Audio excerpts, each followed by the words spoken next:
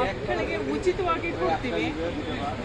ಒಂದ್ಸರಿ ನಮ್ಮ ದಯಾನಂದ್ ಸರ್ ಅವರು ಬಂದು ಕ್ಯಾನ್ಸರ್ ಹಾಸ್ಪಿಟಲ್ಗೆ ಅವ್ರು ವಿಸಿಟ್ ಮಾಡಿ ಅಲ್ಲಿ ಮಕ್ಕಳನ್ನ ನೋಡಿ ದುಃಖಪಟ್ಟು ಹೇಳಿದ್ರು, ಮೇಡಮ್ ಇಲ್ಲ ಇದು ತುಂಬ ನೆಸೆಸಿಟಿ ಇದೆ ಮಾಡಬೇಕು ಅಂತ.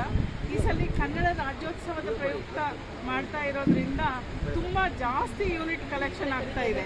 ಆಲ್ಮೋಸ್ಟ್ ಈಗ ಒಂದು ಹತ್ತತ್ರ 150ರಿಂದ 200 ಯೂನಿಟ್ ಕಲೆಕ್ಷನ್ ಆಗಿದೆ.